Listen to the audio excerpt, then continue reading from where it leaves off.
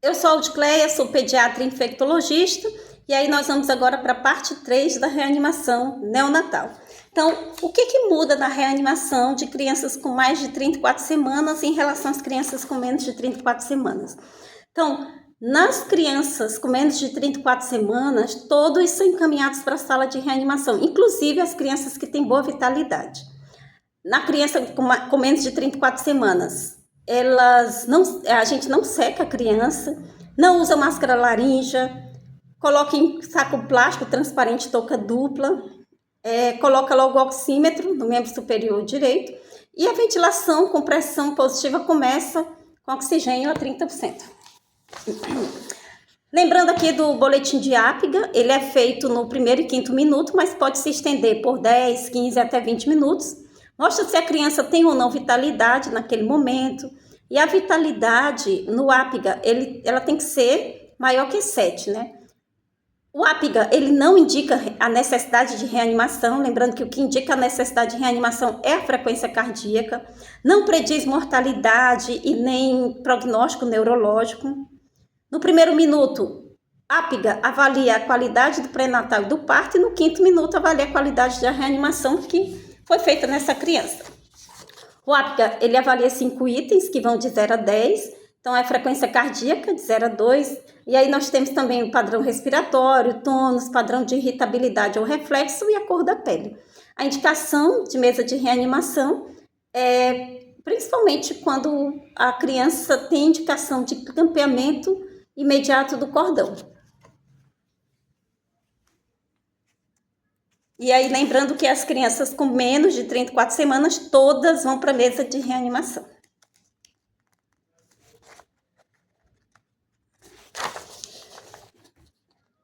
Então, o que é a ventilação sob pressão positiva? É um procedimento mais importante da reanimação. Então, após os cuidados para manter a temperatura e as vias aéreas pérvias, se o recém-nascido tiver frequência cardíaca menor que 100, não estiver respirando, não tiver totalmente sem respiração ou com a respiração irregular, e se tiver todo molinho, né, sem tônus, vamos ventilar essa criancinha com aquele aparelho, né, com o ambu e a máscara, né?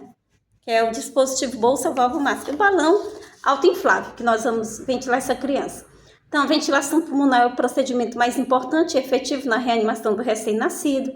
Iniciar a VPP nos primeiros 60 segundos de vida, né, um minuto de ouro. O risco de morte aumenta 16% a cada 30 segundos que se demora em iniciar a VPP, independente do peso ao nascer, da idade gestacional, de complicações na gravidez ou parto.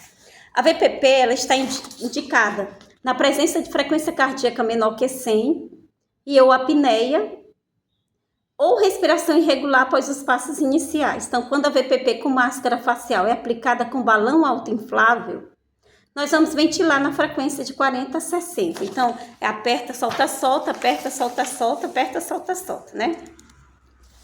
Então, vamos lá. Acabei de receber a criancinha, fiz os passos iniciais, fiz aqueles cuidados todos com a criança ali, a criança não está ventilando bem. E aí, se eu fiz a VPP, né, a ventilação por pressão positiva, por 60 segundos e reavaliei e vi que a frequência cardíaca está menor que 60, aí eu vou entubar essa criança e vou reanimar. Se após 1 minuto de ressuscitação cardiopulmonar não teve melhora da frequência cardíaca, eu vou começar a indicar as medicações. Se necessário, posso fazer volume, lembrando que a FO2 de 60% a 100% na ventilação, a gente pode garantir esse valor de FO2 através da ventilação mecânica, né?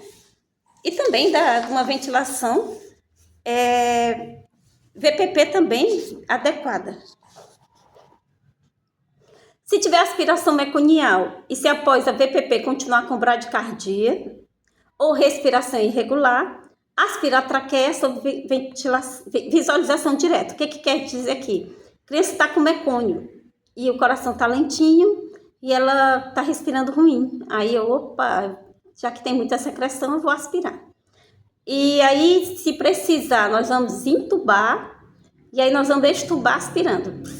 E aí eu volto para a VPP. Em prematuros, a VPP é com O2 a 30%, eu já falei. O limite da vitalidade fetal é de 25 semanas. A prematuridade não impede de fazer o clampeamento tardio do cordão umbilical, que vai decidir se nós vamos clampear a criança logo que nasce em relação a depois de algum tempo, se a criança está ou não bem.